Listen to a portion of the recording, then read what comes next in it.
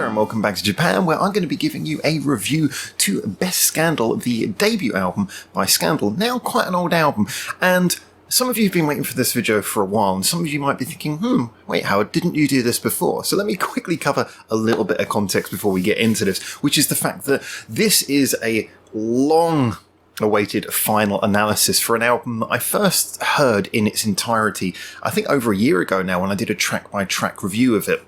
And I also did a track-by-track review of Kiss from the Darkness, which was the most recent album. So I had listened to both the most recent and the debut albums, and I was about to give them both, as I usually do, a final video that goes after the track-by-track. Then we had all this stuff with the channel restarting, lots of priorities shifted, and I never got around to doing that. So anyway, at the beginning of this, our third year on YouTube, with our second channel, I'm really looking to focus on doing a few more album reviews and really covering albums that maybe on a track-by-track basis there isn't as enough interest for us to go through them one track at a time, but certainly looking to cover them as an entirety, just for people who are interested in maybe some older albums, some albums that are by less popular artists, things like that. And it's strange because Scandal is so popular, and yet you don't get a huge amount of views when you do the track-by-tracks of their stuff online. Nonetheless, I have been saying for a while, I really want to go on a journey through Scandal's music.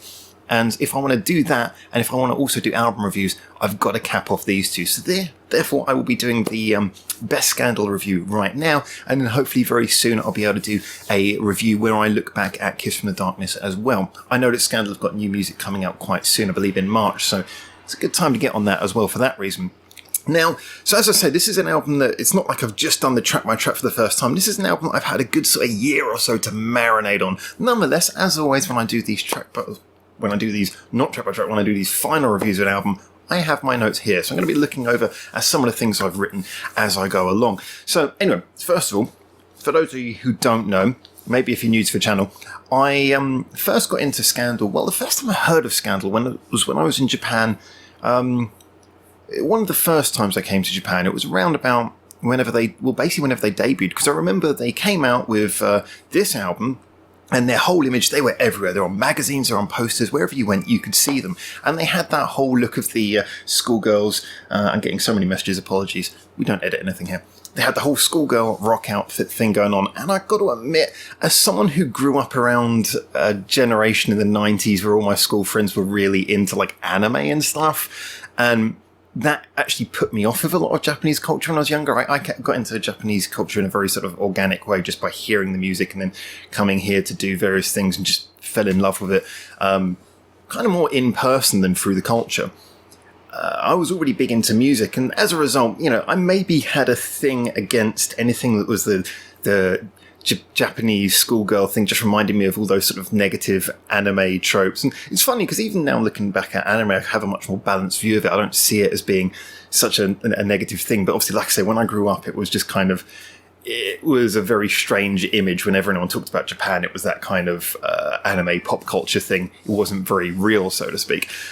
So when I saw that first image, I kind of recoiled from it. And I would have, heard them by proxy just from being in Japan, I'm sure, on the radio and various things. But I never really dived into them. And then, obviously, you hear their names. So I was just kind of aware of them for a very long time. And then, through doing this channel, obviously, like I said, by that point, many years later, I'd heard some of their songs. I knew kind of what they were about.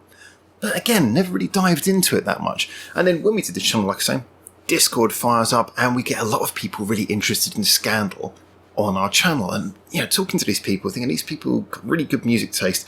And they're a lot like when I went to do the Baby Metal reviews. Obviously, Baby Metal, much more recent band, but I'd had a similar thing. I'd not really dived into their music as much as I should have done, because initially their image kind of sparked an unfair reaction from me.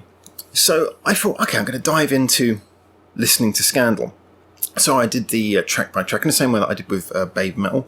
And like with both bands, I discovered they were much better than I would have expected, which is why I went into doing a lot more for both of them. But anyway, that therefore gives us this weird thing that I'm looking back at the debut album of this band. And there's therefore two ways of looking at this band. You can either look at them from the perspective of what does this album mean now, as an old album looking back on it, or what do you think this album would have meant when it first came out? So we kind of got to look at those two different perspectives. But first of all, I'm I'm going to go through and just give a sort of a viewpoint on the tracks as they stand musically. And for that, I will have a change of glasses. Why, you may ask, am I changing my glasses? This is just a really good way to do a visual cue for the different sections of the video. I don't know, I thought I'd give it a try. So anyway, looking at the beginning of the album, when it first starts out, we have this feeling that, you know, you're starting off with Scandal Baby, which is a really strong track. It's a track that everyone knows. It's, if you know Scandal, you know this song. It's one that when it first comes in, it's not like a challenging intro to the album. So many albums start with like a big sort of bombastic start, or sometimes, you know, something to really set up the mood. This just kind of comes in rock and roll, and for a debut album, that's maybe a fairly safe bet. But what I like about it is it's very sort of classy, very classic rock style. It's immediately sort of impactful. It's got that good, not really a riff almost, but just a sort of way it starts off, a good sort of groove to get it going. And that kind of sets up a lot of the feeling from what this album's really about. And of course, with this being a debut album, this was all their songs to date of any real significance are therefore on this album. So you're setting up what this band is that people are getting into.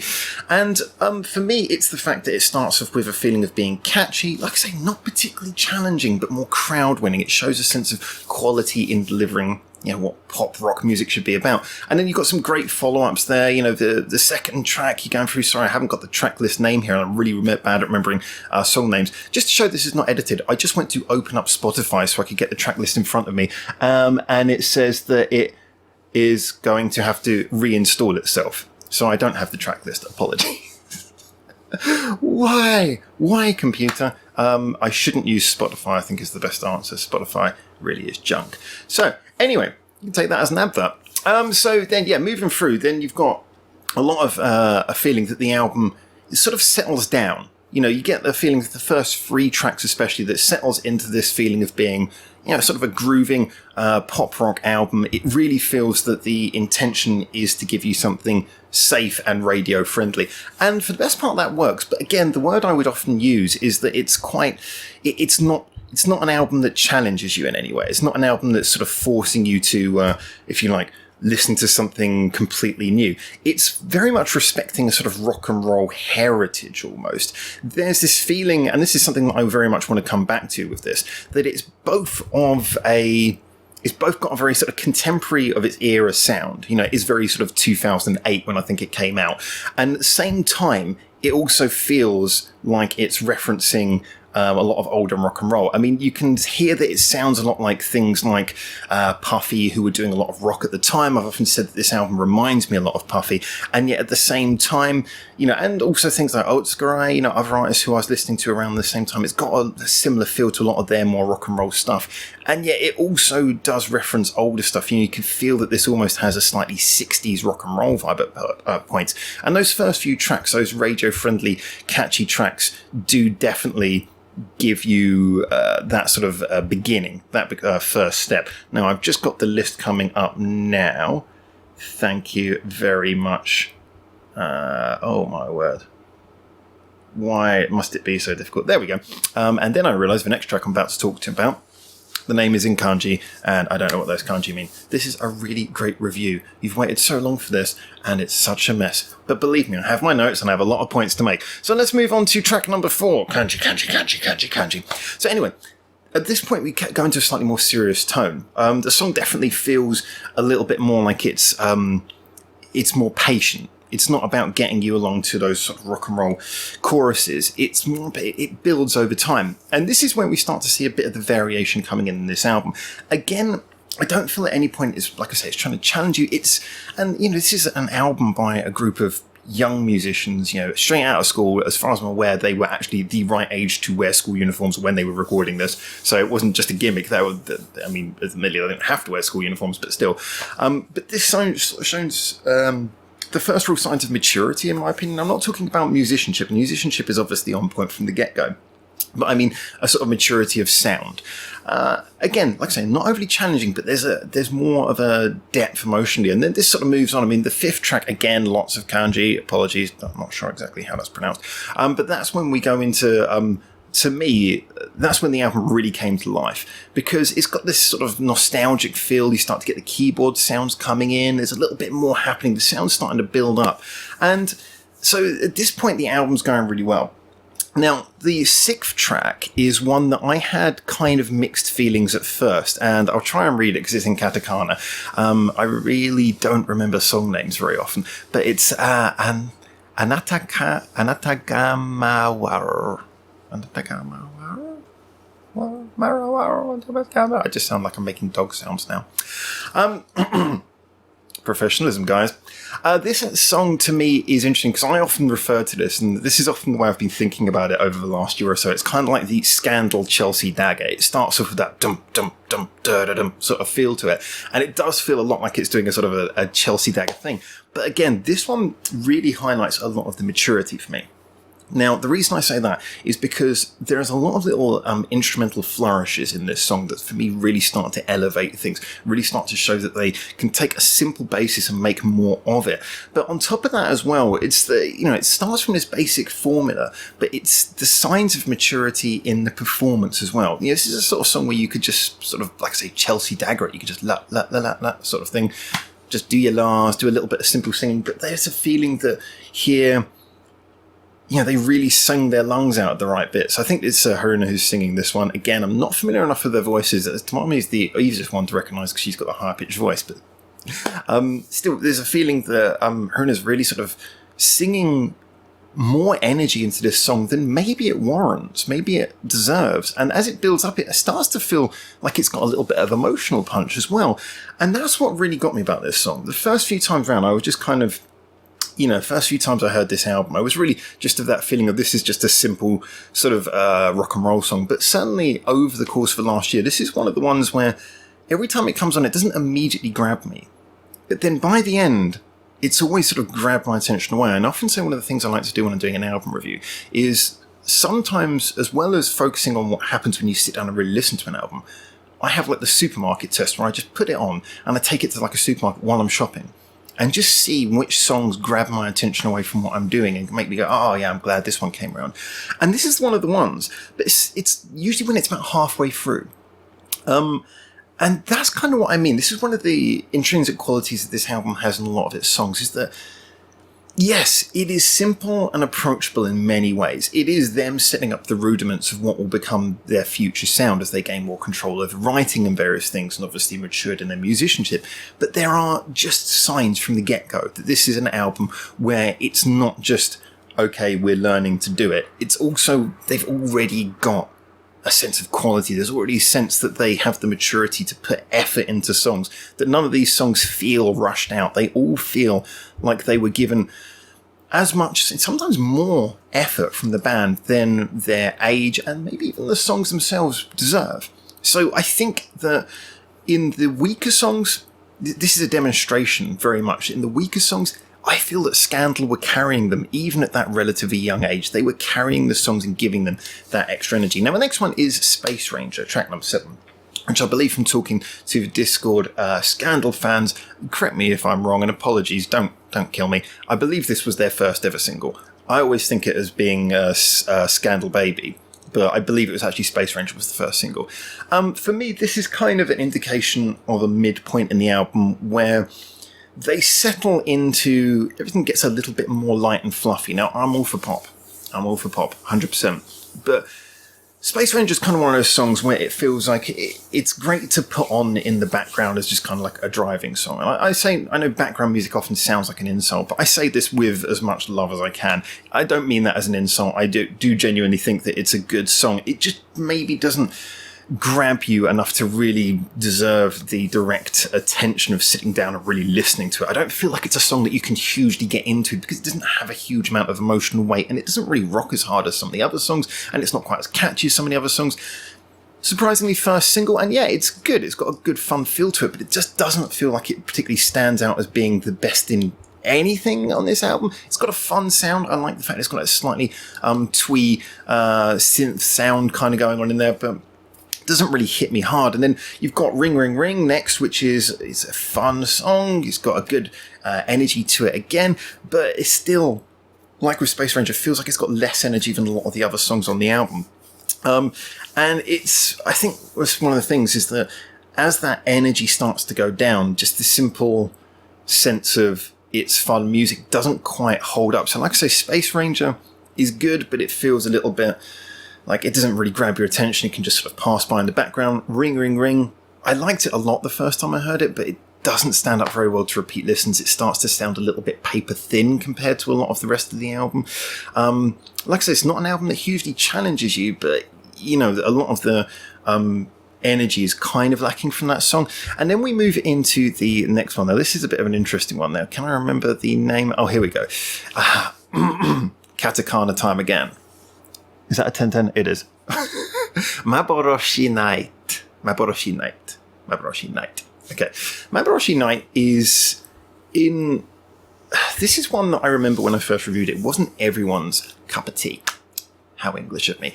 I actually really enjoyed this song, though. I've got to be honest, Mabaroshi Knight is a really fun song to me. It does feel like this is one of the strange points in the album where this one doesn't feel so much like it's a good driving song. This feels like it's got the little twists and turns and little changes of tone where it feels like it actually is asking you to listen to it more closely.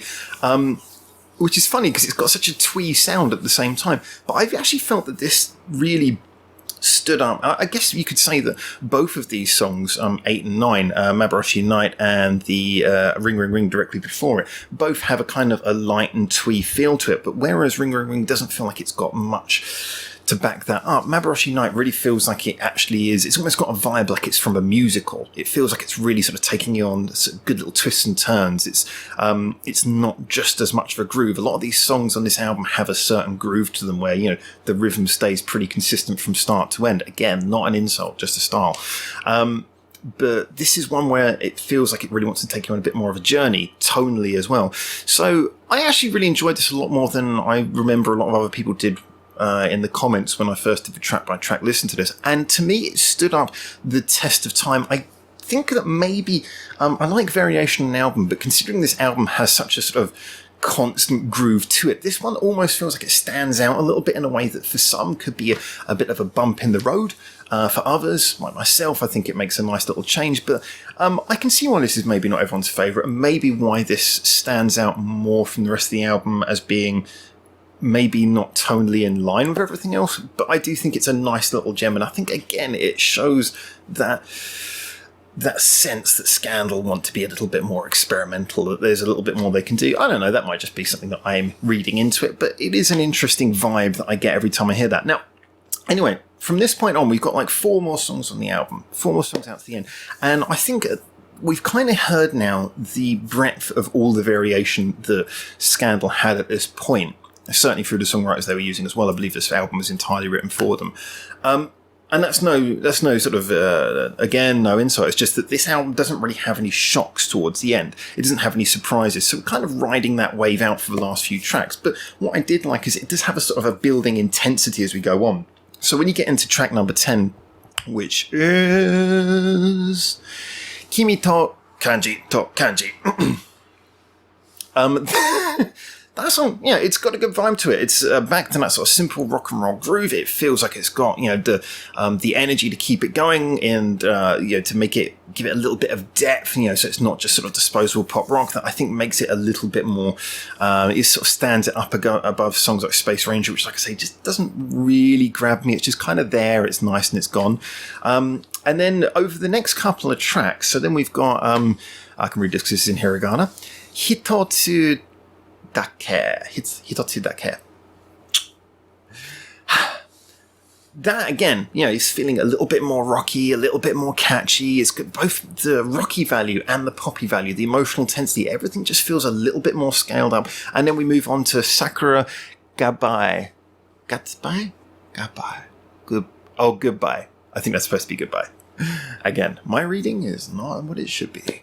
What happens when you live in a tourist town for the last year where there are not really many Japanese people? My Japanese has actually got worse in the last year. But Sakura Goodbye is, again, I think follows that route of, you know, all of the qualities are building. It's still basically just a simple pop rock groove. But again, the catchy poppy qualities build up, the rocky qualities build up, the feeling of sort of an emotional build to the end builds up, which means that it's a bit strange for me when we get the what's clearly happily labelled as album mix of Kagero, which is the last track on the album, which to me, it feels like a bit of an anticlimactic finish. Now, it's actually a really good song. It's a good sort of classic rock and roll finishing.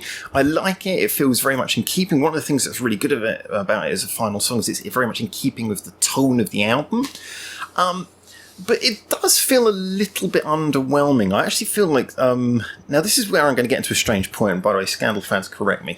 But this is the album playlist I've got. I thought that Sakura Goodbye would make a perfect finish for the album. And even the name suggests it is. And the fact that Kagura says album mix on it, I wonder if that's actually a bonus track. Whether that's just sort of slapped on the end of the album as it was maybe a separately recorded single. So I would say that, I mean, the version I've been listening to the Spotify version, I've got to be honest with you.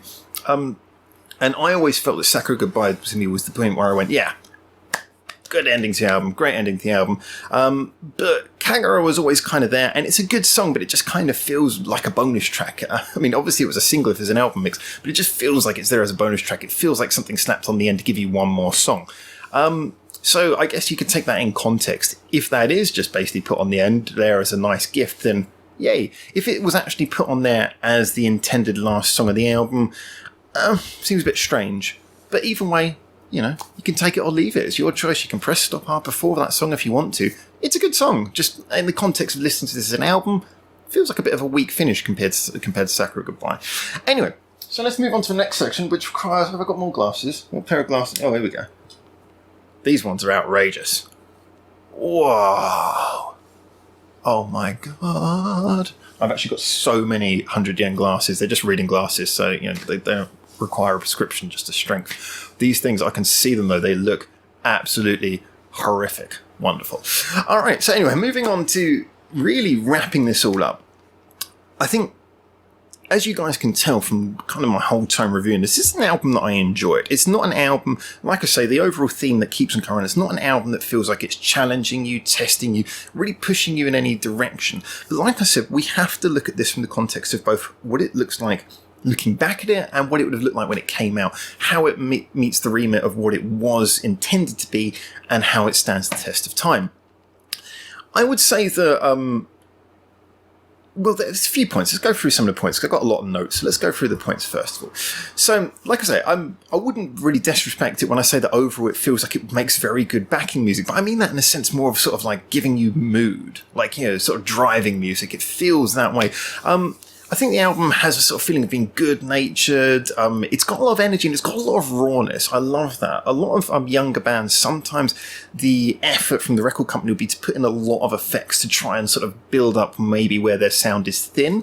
And although there are moments when this album starts to tweak towards being a little bit thin-sounding, they never back away from just basically concentrating on the sound of the band. And I love the fact that, like I say, I feel like Scandal carry this album through. I feel like the very energy that they put into this is so wonderful that they carry the album in its stronger points, they live up to it, and in its weaker points, they manage to lift it and give it a sense of integrity and quality, which is so wonderful for such a new band as they were at the time. Like I said, I think it's a perfect sort of summer driving album. I think songs like Space Ranger feel quite simple, and there's maybe sort of good demonstrations of that driving energy in that they, you know, you put on Space Ranger in the background and it feels good. It feels like something, yeah, we can rock along to this, you can bop your head, you get the general feeling, the atmosphere, it's very freeing, it's very light, it's very happy. But if you sit down and listen to it too much, I don't think you're going to get a huge amount from it. Like I say, it doesn't rock as hard as some other songs, it isn't as catchy as some other songs, and it isn't as deep as some other songs. But it works in its own sort of groove, which is what this album has. It has a big sort of groove to it. So I would say that, yeah, it's a feeling that the album sounds fresh. Like I say, it's got a rawness, but not in a gritty way. It's got a rawness in a very sort of light and honest way. I think that it's full of like good feelings. It's got just enough depth. And some really great grooves, actually. That's a good point. Like I say, the whole album feels like it's got a groove, which is why I think it works so well as an album. You take any of the individual songs and maybe on their own, they're just kind of like nice and fine. But as an entire album, it's a tapestry of different sort of ways of keeping your head bopping. I would say that although it is lacking detail at some points, there are some great little flares, and this reminds me a lot of Bandmaid's first album that they got a lot of stick for from later fans of being too poppy. Made in Japan was first sort of mini album thing or whatever.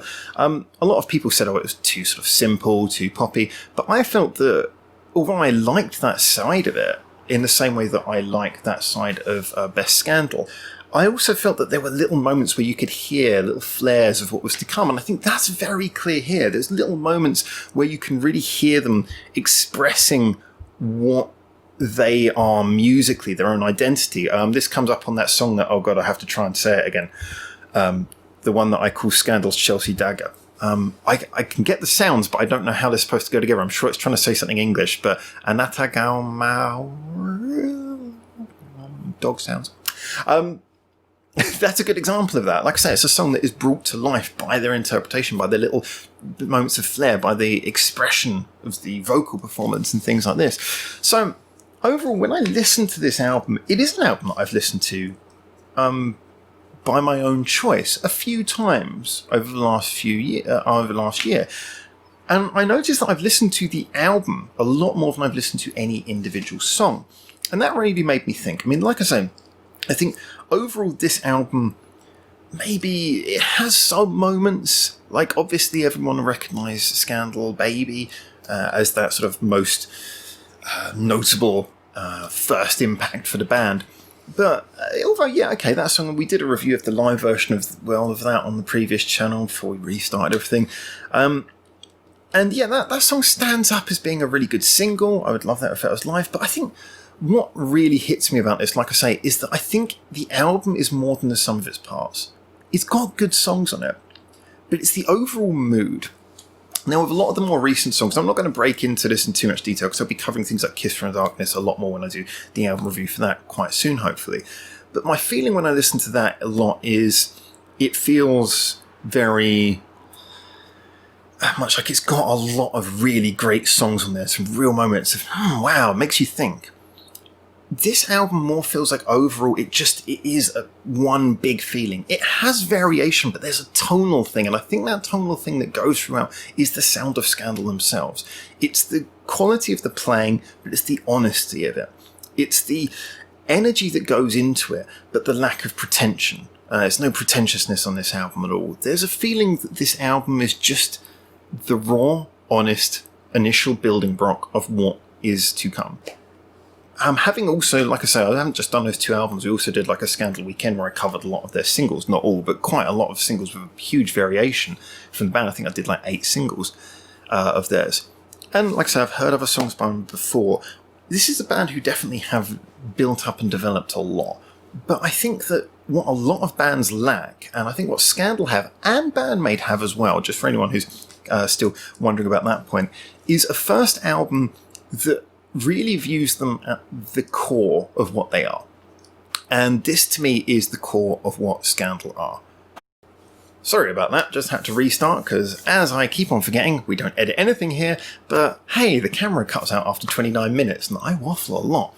This seems to be its response to the concept that the file's been going on too long.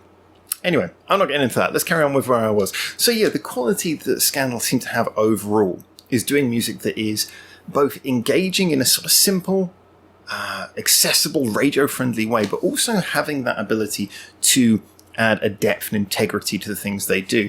And here, obviously, the songs are being given to them. There's a certain sound that the record company's decided is going to work for them, and that's great.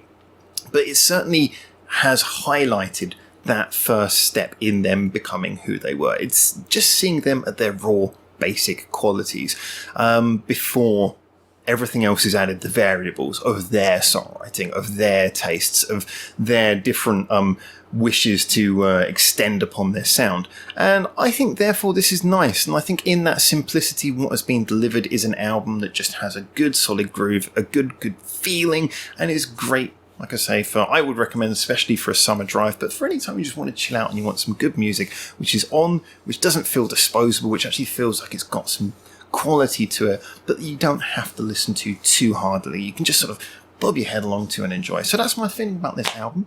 That's me. I'm going to move on to the conclusion. I only brought 3 pairs of glasses with me, so maybe for the conclusion I should put them all on. Well, I wonder what's going to... Oh my god. One more. Oh, wow. I feel like I can see into the future. That's incredible. Let's do the conclusion with the first pair of glasses back on. So, yeah, I think this is a album that I definitely will keep on listening for years to come. And like I said, I think the album itself stands the test of time more than any of its particular songs individually do. Maybe Scandal Baby is an exception, but I think that even that song will eventually feel, in its own way, like kind of dated, really. But the album, I think, never will. It's just got a universally agreeable sound. So please, tell me what you guys think.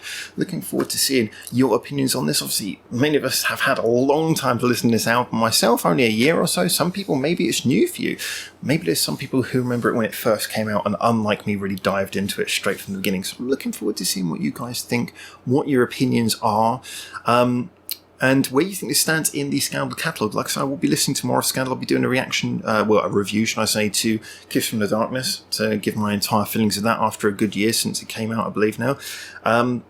And then I'll be covering more of the albums in between in the Scandal discography, listening through them all, as I've been long looking forward to doing. So tell me your opinions on this. Let's get a bit of discussion going. I'm really hoping that more of the Scandal fans will come out of the woodwork to have a good chat with us about this, because I've had some great chats with them before, but I know as a general they don't tend to gravitate towards these types of videos because, fair enough, but I hope that some of the Scandal fans are here, because I'm really looking forward to having a good conversation about sharing this journey with you guys as well as I go through their discography, and obviously checking out their new material when it comes out as well. So those are the things that I would like you to do. Get in the conversation. You can like and subscribe if you want as well. Following any of the social medias linked in the description below is much appreciated. We have a Discord, a Backer Broadcast Discord. If you want to go over there, you will find that we have, like I say, a good following of Scandal fans as well, who are often underserved by this channel, but stay in there and keep us up to date with the latest news. And as always, like I say, a big thank you to our Patreon supporters for being the lifeblood of the channel, keeping us going because we're not monetized. Big thank you to you, therefore. And thank you to yourself for making it through to the end of this rambly, unedited video. So until I hopefully see you very soon in Japan for the next one of these, for now, ciao ciao.